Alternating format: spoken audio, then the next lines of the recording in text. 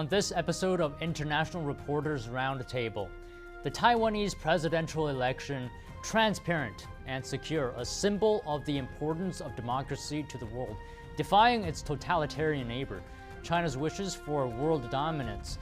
How essential was Taiwan's decision for the global return to sovereignty in 2024, and how high were the stakes? Our guests, Gordon Chang, Nan Su, and John Mills, join us to analyze the significance of the Taiwan election.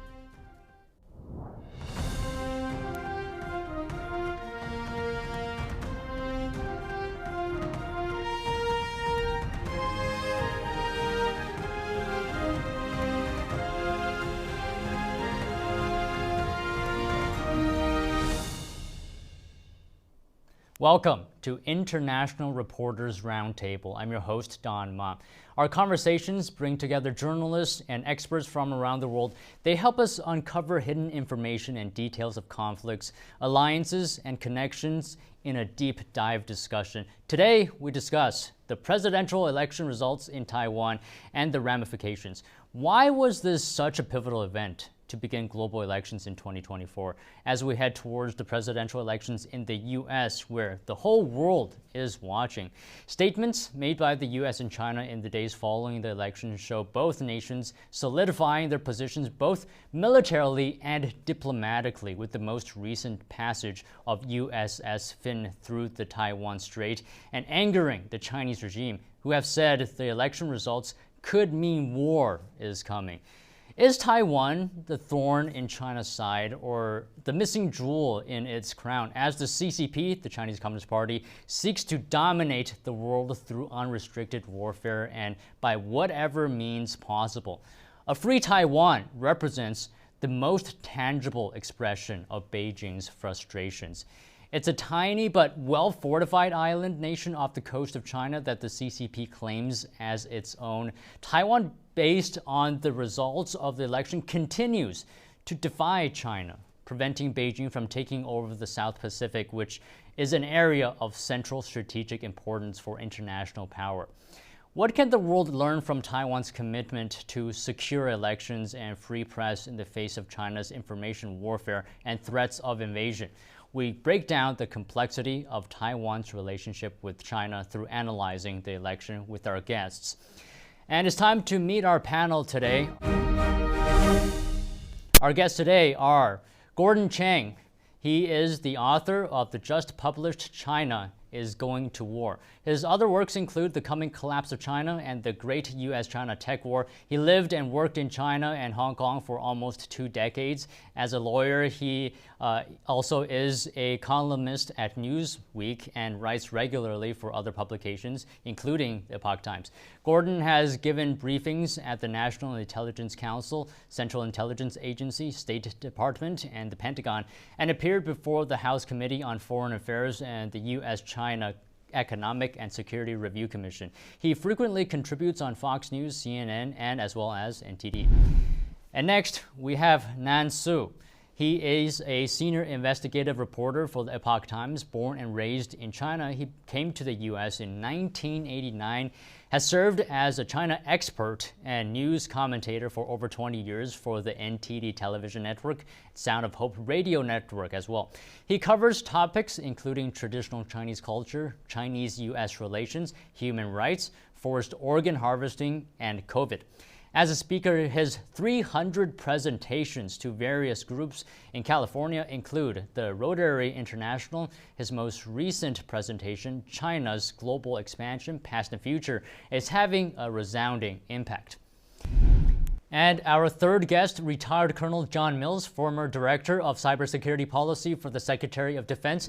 He's a senior fellow at the Center for Security Policy. Colonel Mills has played a significant role in several national security events over the last 40 years, from the Cold War, peace dividend, war on terror, world in chaos, to the era of great power competition. His military service includes multiple combat tours, and he served at the White House during 2 administrations. John serves on Committee on Present Danger China. He is an adjunct professor and founder of the National Election Integrity Association. He's a regular contributor to the Epoch Times, NTD, and other media outlets. So, John, let me start with you first because you were actually on the ground in Taiwan during the elections. To start off, what has your experience been with the spirit, and maybe as well comment on the security of the elections? Well, first of all, the energy levels in the three different parties, no question about it, wasn't even close. The DPP was really had the energy. You could feel it. It was frankly a little challenging to find a KMT gathering, and once we did find one, just not the same feeling at all. DPP, or excuse me, the TPP, they had some good rallies and energy. But the conduct of the elections, this is a model for how to do a clean and fair election. And very simplified, paper only, day of, must be registered, must have photo ID, paper ballots go in, they're accumulated and counted at the end of the day in all of their precinct equivalents. A counter holds the ballot over their head, announces what it is. It's also marked on a board. Everybody can see the ballot. Everybody can see the tally on the board. It goes up one level, and then approximately the county level, because they have a precinct and then kind of an intermediate level, then a county. They do have counties, 22 counties in Taiwan. So that's when it's hand entered into a network. So by that time, the number's already done. People see it. People know it. Not saying that's 100% without any kind of malappropriation, but this is a model for how to win elections. Another thing was the role of the Anti-Infiltration Act law, which they passed in 2019. January, very effective at shutting down Chinese influence operations. And again, here, almost 200 were arrested for taking foreign money, including one of the senior officials inside the TPP party. So that really helped clamp down on Chinese adventurism. And a number of malign intimidation events. I don't think that helped out. They clearly want the KMT to win. All right. Nan, let me go to you now. As a China expert and an analyst as well, break it down for us. Why this election is so pivotal? Why is it important? What's with all the discussion?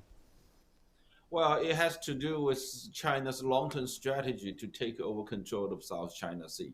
China, ever since the mid-90s, they start this unrestricted and unconventional warfare against, the number one purpose and number one enemy for Chinese military is the United States. If they want to take over, South China Sea is like a little bit of a corridor running north and south, and Taiwan is like a little cap on the northern end of the corridor. If they take over Taiwan with those man-made islands and already militarized the China, have done in the South China Sea, they will have dominant control of South China Sea. And once they take over control of dominant control of South China Sea, China will be able to do four things. Number one, they'll be able to choke economic lifeline of Japan.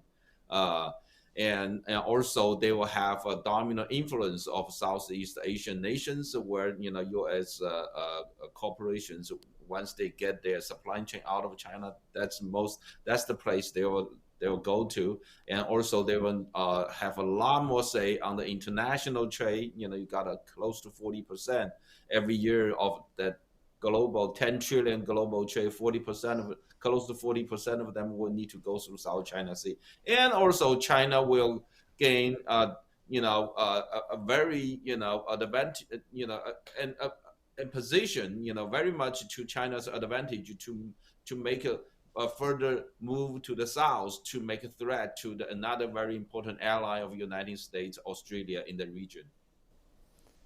All right, Gordon, you have tremendous experience in this front when it comes to China and Taiwan. You've done so much analysis, written books about it.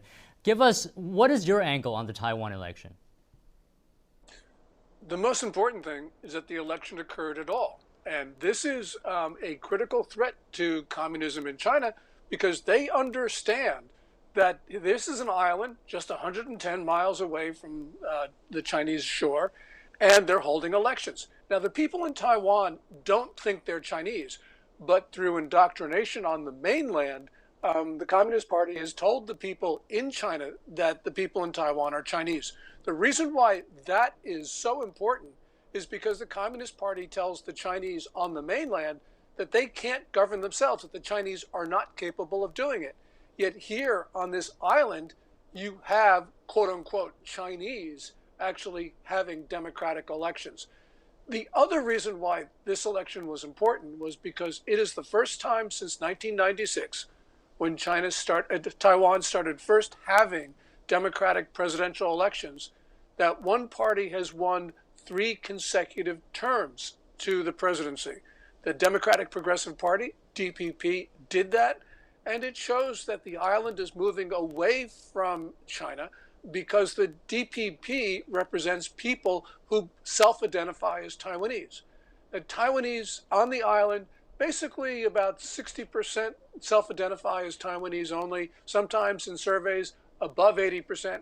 And the people who identify as Chinese only, that's always below 7% and usually below 5%. Gordon, we have about a minute left before we go to break. Let me just end with a comment from you. So what has been China's reaction to, as you mentioned, an unprecedented third term for this party? Yeah, China's reaction, I think, has been low-key because the people in Taiwan, they cut Xi Jinping down to size. Before the election, he huffed and he puffed, and the people in Taiwan said, we're not intimidated. That's an powerful message to the rest of the world. All right, we're going to head to break now. We'll be back soon.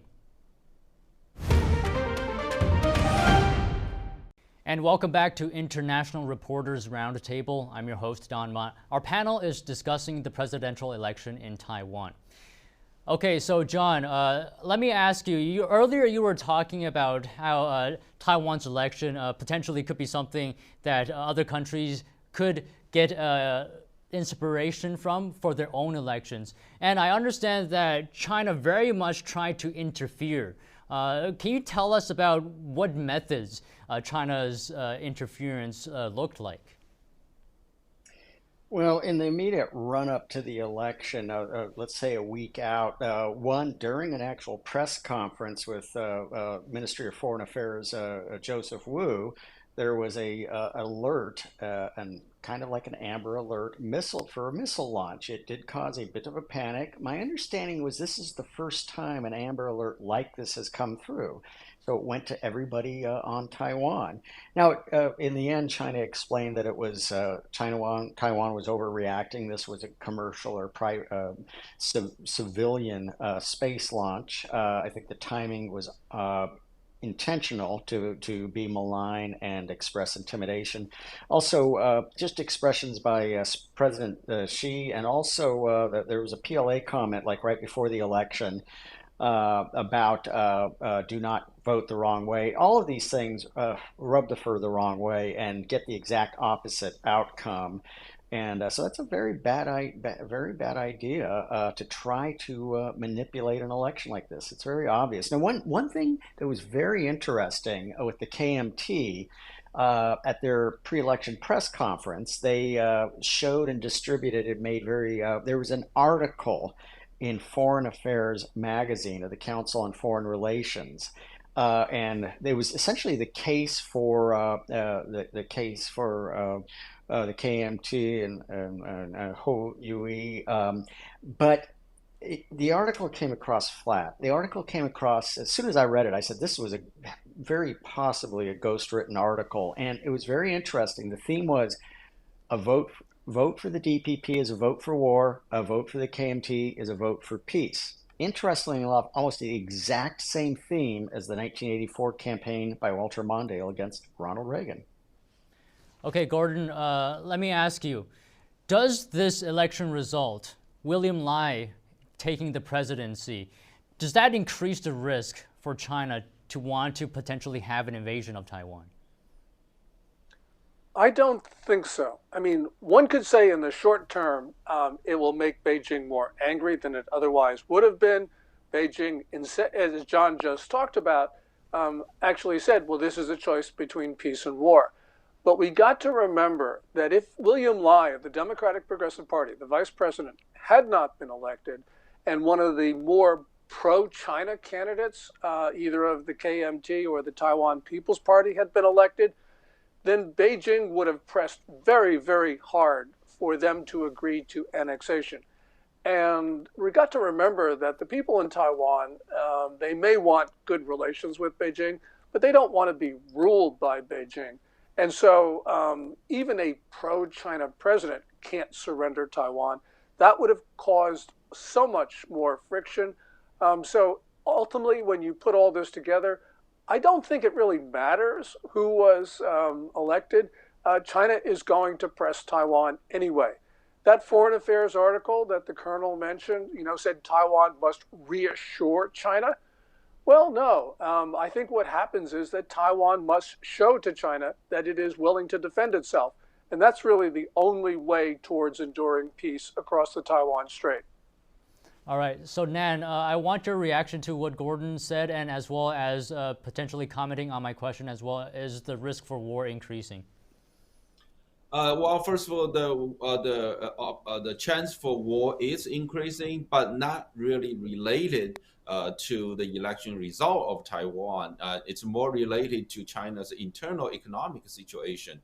Now, depending on how fast the China's economy going down the hill, if they truly, close the point of economic collapse, and then there's a lot of social unrest happening in China, then it's very possible the Chinese Communist regime will, claim the nation somehow, in a war condition against the Western world, specifically against the United States, and Taiwan is a perfect excuse for them to get that kind of condition, so that they can turn back to their society, to use the martial law to control the country, use the martial law to control the society. So it doesn't really relate it to the election result of Taiwan, but it's more related to China's own internal situation. Gordon, do you think China-Taiwan relations will be any different going forward? William Lai, when he was running, stressed the word continuity. The continuity between his administration and that of his predecessor, Tsai Ing-wen. And I think that's essentially right. William Lai understands that he needs to keep the peace and do everything he can to do that. But as we've just heard, this is not a Taiwan issue. This really is the internal developments inside China, which are really disturbing. So yeah, there can be war, but it's not because of anything that William Lai will do as president. It's what's going to happen internally inside of China, the People's Republic. All right, John, your reactions to what everybody has said. I agree with all of them. And I also want to thank Gordon. Gordon helped prep me before my trip, so I really appreciate that, Gordon. I think we're looking at potentially 6 courses of action for the CCP: immediate hard invasion, soft invasion, enveloping, or i.e. blockade, bypassing, and what do I mean by that? Maybe they move to the Solomon Islands and reinforce that developing footprint. A 5th is do nothing. And a 6th is continue the worldwide arson campaign that they are effectively behind, between Hamas, the attack on merchant shipping, attack base camps, everything Iran is directing in the Middle East. So I think there's essentially 6 courses of action. The hard invasion they would have to execute their railway timetable immediately, and it would be very visually obvious. They got to have a footprint by April, or a toehold by April, because that's when the typhoon season starts, April to November. And they don't want Hurricane T in November. That's Hurricane Trump. All right, John, let me move on to the U.S. now. How do you feel about how Washington has reacted to the election results and overall? Well, off to my right, I have the actual statements called up, but I won't look at them. So what it is, I think President his comment, "we don't support independence," was not in accordance with actual law or policy. I wish he had not said that. Now Secretary of State Blinken His statement was actually more accurate, and it was right. He essentially congratulated them over the democratic process. I mean, I have reservations about Secretary Blinken, but he said the right and correct thing. I think President Biden's comment was actually, we don't support independence. I think that was wrong. That's really not U.S. law or policy. It's not Taiwan is not ours to give or not give away. Gordon, what do you think? Yes, certainly. Here you have the leader of the world's greatest democracy on the day of the election, in response to a reporter's question, said, we don't support Taiwan independence. That was exactly the wrong thing to say. What he should have said was, we applaud another democratic society going through the process of choosing their president. This is a great victory. This is a great victory for freedom. And this is a very bad day for China. That's what should have been said. The Secretary of State's statement was better. It's good that we had a delegation that went to Taiwan. But at the end of the day, people wanted to hear from the President of the United States. And what we heard was extremely disappointing and certainly inappropriate. Nansu, what do you think President Biden should have said when answering that reporter's question? Well, President Biden, I think, back in 2022 and 2021 and 2022, he repeatedly spoke that, if China invade Taiwan, U.S. is going to military intervene. I think he should, put some sort of strong message like that to really show, how determined that the U.S. government is to defend the peace at Taiwan Strait. Do you think what he said is an attempt to try to be more friendly with China? What's your thoughts? Well, I don't know why he's saying that, but I would say it's a message that the Chinese regime really very much like. Do you agree, John, that this is something that China wanted to hear from President Biden? Well, yes, absolutely true. They want it and they quote it. So I don't think it's a good message for us to, in the way to deter the threat from China. John, you think so? Yeah, it was a gaffe. It was not the appropriate comment. It should have been a wonderful congratulations on the democratic process. Could have been as simple as that. All right, we're heading into break. Once again, we'll be back soon with our panels. Welcome back to our panel on the post-election analysis on the recent election in Taiwan with our guests, Gordon Chang, Nan Su, and John Mills. Okay, Nan, I want to start with you right now. I want to talk about China's influence operations leading up to that election. How did China employ TikTok in Taiwan to influence it? Did it work to a degree? Oh yeah, it's a tremendous influence. Most of the young people in Taiwan always say, you can say young people age 12 all the way up to maybe 35, 36. Most of them, I would say, majority of them use TikTok to get information, and there's tons of disinformation being spread through TikTok as a channel for the Chinese propaganda machine to infiltrate into Taiwan's society. Basically, they, all this information is pointing to one direction. They basically say, if you choose the pro-China candidate, you choose a peace. And if you choose William Lai, then you choose a war. So that's the kind of the tactic that they use to reach out to influence the people, or, from young age to the middle age. So Gordon, staying on the topic of influence operations, China has said that it wants to, quote unquote, reunify with Taiwan through peaceful means, or if possible, through war. Do you think that China can use its influence operations in Taiwan to ultimately achieve a so-called peaceful reunification of Taiwan? I don't think so. And the reason is just the way people identify themselves as Taiwanese. And we've seen the self-identification of Taiwanese, that number continues to go up. The people who self-identify as Chinese continues to go down. Yes, TikTok and other disinformation efforts are successful, but the problem is that Chinese communists can't help themselves. And this war rhetoric, I actually think, helped William Lai. And the reason is, if we look back at the election, go back 3 or 4 weeks before election date, January 13th, people were focusing on the failures of DPP governance, and therefore William Lai wasn't doing very well in the polls. He started to shoot up in the polls once China started this harsh rhetoric, because then that reminded people who they were.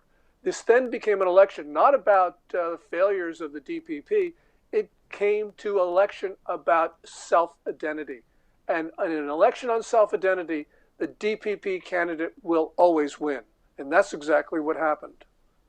So, John, do you think maybe 10 years or even 20 years from now, if China continues this disinformation operation, can China sway the people of Taiwan to willingly want to join China?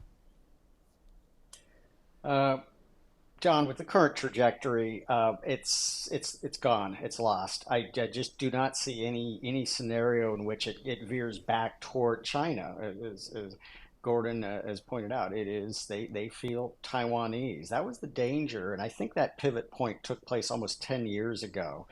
And the CCP and the MSS know that and realize that. So I don't see it trending back the other way in any way, shape, or form.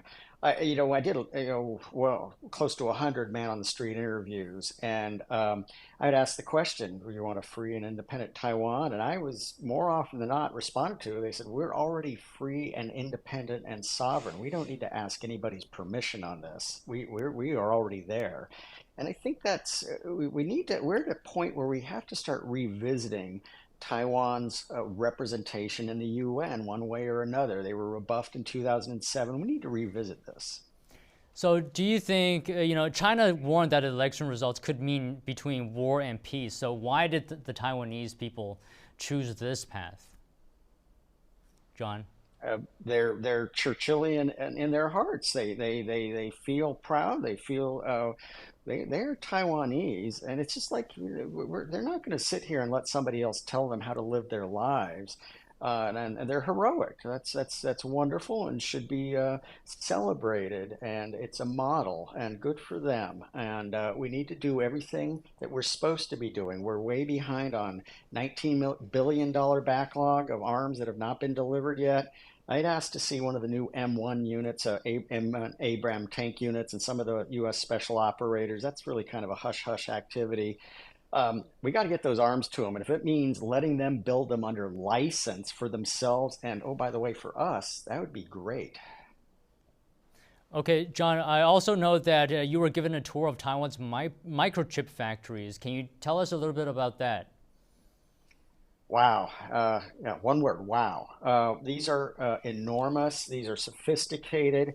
Chip building is a science and an art, and they are the little Swiss watchmakers of IC componentry on an unbelievable scale. And I always use Boeing Everett as the metric. Boeing Everett's where one of the biggest Boeing plants, and was by volume the largest manufacturing facility in the world, but I think you could fit it in several times over.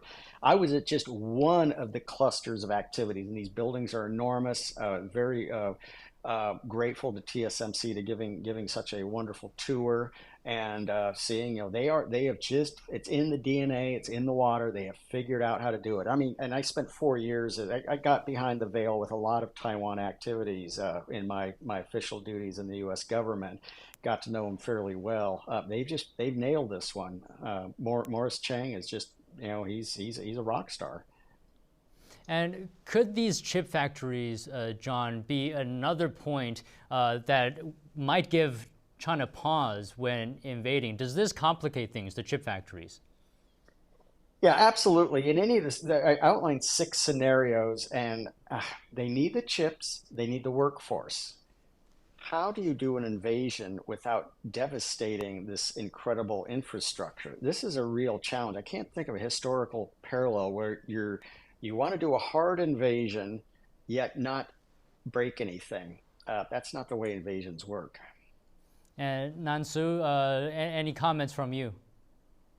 Well, I think we do need to take the threat seriously, even though we have the technology banned. Trying to prevent the technology, the semiconductor chips, from being leaked to China. But keep in mind, China is not looking for to use Huawei to replace the iPhone market. They just need enough semiconductor chips to build like maybe 30, 40,000 of missiles, so they can use their hypersonic missile technology to make a direct attack to the U.S. soil. So, and there's a tremendous black market that's going on in China getting those advanced semiconductor chips from the Western world, and where the current technology policy the U.S. government is conducting, it's only making China pay a little more price to get those advanced semiconductor chips. So we need to have more restricted technology ban to prevent the technology and semiconductor chips from being leaked to China. So, Gordon, I want your reactions to what Nan-Su just said, but also as well, maybe I can have your comments on what you wrote about in your recent article. You had this statement, anything can be considered provocation if you're General Secretary Xi Jinping, who needs a foreign enemy at the moment. Well, this goes back to the Colonel's comment that this is being driven by internal developments in China. Failure of the economy, certainly a loss of support for the Communist Party. And Xi Jinping, remember, he has staked his personal legitimacy on annexing Taiwan. And so, we can sort of view the world in rational terms, but from Xi Jinping's point of view, he doesn't view it that way. And yes, China would like to take Taiwan whole, and they'd like to have TSMC's facilities without any damage. But from Xi Jinping's point of view, I think that he'd be willing to take back Taiwan as a radioactive slab. Now, the people in Taiwan say it's not taking back, it's taking, because the People's Republic has never ruled Taiwan. But however you characterize it, I think Xi Jinping doesn't really care ultimately the condition of Taiwan. What he cares about is making it China's 34th province. And that is, we have to view it in his terms, not our terms. And why does he need an enemy? He needs an enemy because first of all, he inherited a consensual political system in 2012. By grabbing power from everybody else, he grabbed accountability. He's got nobody to blame. He's also raised the cost of losing political struggles. His policies are now failing across the board. And Xi Jinping's general Maoist view on society, that's not helping. So he has now a choice. He can allow, quote unquote, historical forces to take their course and wipe away the Communist Party and throw him out of power. Or he can start a war someplace. Could be Taiwan, could be Japan, could be the Philippines. But the point is that Xi Jinping's only way out is to start a war. Okay, Nan-Su, so Xi Jinping has a lot on his plate right now, including slow economic recovery of China. Is he more concerned about Taiwan or China's economy? Well, he's more concerned about the ruling power. And what Xi Jinping is, what he's trying to do is he's really having a fight against all the private capitals. That's what the war is between the Chinese Communist regime. They're against the market economy, the private capitals, both inside China as well as the foreign investments. It's true they want to get some foreign investments to go back to China to just help China to go through their the immediate the economic problems facing them, but long-term wise, they are fighting against the private capitals because that's the whole force that the Chinese Communist regime's political system cannot work with. That's the whole reason for all the corruptions that Xi Jinping has been fighting against. So they can let more private capital to control China's economy, while they have to go backwards, and when they go backwards, the Chinese people already enjoy, what the capitalist market brought, the kind of happiness to them, and they don't want to go back. So then, therefore, eventually there will be social unrest against the regime, and then Xi Jinping want the excuse, to take tight control, like martial law, to control the society. All right, heading into break now. We'll be back after the break with our panelists on the analysis of the Taiwan election. And welcome back to International Reporters Roundtable. I'm your host, Don Ma. We return to conclude our panel on the Taiwan election. Gordon, let me start off with you. How important, tell us, is U.S. support for Taiwan in the grand scheme of things? I think it's critically important because if you look at the military balance of forces between China and Taiwan, certainly it favors Xi Jinping. But the United States is also critical and there is something that we often forget, and that's the region. So, for instance, for China to have a successful invasion of Taiwan, it has to establish a blockade.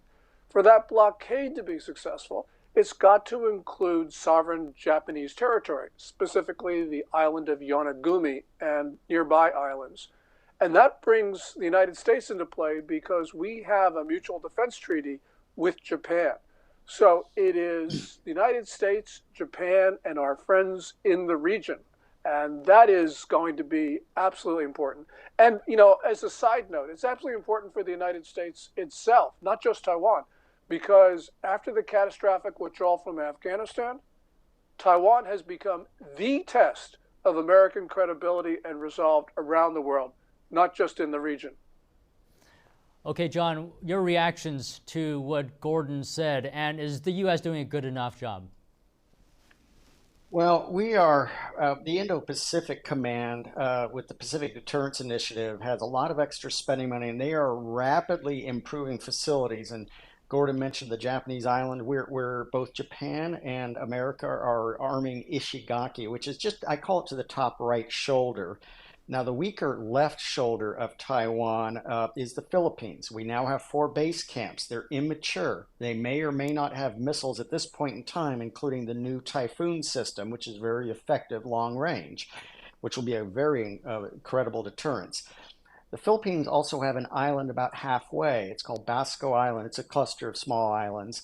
There already appears to be work there to get those ready for support. And the Philippines under President Marcos is very pro-American, pro-West, pro-Taiwan, standing up to China. It's how fast can we get everything in place? And one of the very important Section 1618 of the National Defense Authorization Act directed the Biden team. I don't think it's signed yet. I don't think the 24 NDA is signed yet, but it overrides the Biden opposition to putting nuclear warheads back on Tomahawks, which will give the America great theater deterrence, a regional theater nuclear deterrence, which is very important, which China will respect and be concerned about. So, Nansu, President Biden is trying to get reelected. How has the Biden administration done in terms of supporting Taiwan and potentially deterring a Chinese invasion in terms of rhetoric and actual support physically? Well, I think they need to do a lot more, and we can't, just really put our eyes focusing on Taiwan itself. We also need to look at what's going on in the entire Indo-Pacific region. Like, for example, Korea Peninsula, the North Korea just made a constitutional amendment, and then originally they have the language there, try to have a peaceful reunification with South Korea. Now they're getting that part away, delete that part. They say, they name, instead they put a language in there that's name South Korea as their enemy. So we need to think about that. Also, Russia, also have kind of like a power to make a threat from Japan. So when all these things happens, do we have enough power to keep the peace at Taiwan Strait, to defend Taiwan. And also we need to think about that China may choose to, instead of making the full attack, try to fully occupy Taiwan. They may just take a couple islands that's near China's coastal line, and using that to promote the kind of like a winning winning kind of like a passion to the inside the society of China, and then use that as a base, and then have their to develop a long-term war, like keep a long distance missile attack to Taiwan. A long distance missile attack, if they keep doing that, it can to a certain extent to disable Taiwan's capacity to continuously provide advanced semiconductor chip to the entire Western world. So, Gordon, paint us a picture for us. With William Lai at the helm, what's the U.S.-Taiwan relationship going to look like? Well, with William Lai, he's made it very clear that Taiwan will defend itself. And that makes it easier for people in Congress and the White House to help Taiwan. And as the Colonel said, we need to accelerate arms sales. We need to increase arms sales. We need better rhetoric from the President of the United States. A lot will depend on what happens in the U.S. on November 5, when we hold our presidential election as well as elections for Congress. But I see things going on a better trend. And part of it is because we see China, Russia, Iran, North Korea, and others forming an axis. And I think people in Washington are starting to finally get the message that we need to support our friends around the world, because this looks like a new struggle, something like the Cold War. And Taiwan is a valuable element in the defense of free societies. And John, what do you think? Relations the same, different? Well, I think we're we're reaching a culminating point in this whole issue, and as Gordon said, it's all about the election, the American election in November. China does not want Trump back in office. It's as clear, as simple as that. I outlined at a meeting yesterday at least 6 possible courses of action for the Chinese Communist Party. When we weighed and measured them against different criteria, the ones that actually were the most likely, but that's from a rational Western planner, not Xi, was actually envelop, i.e. blockade, or bypass.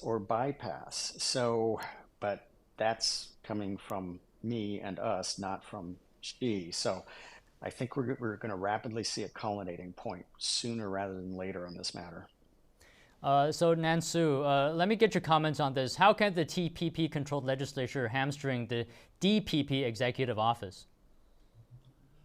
Well, right now the TPP has so-called the swing power to swing the legislature.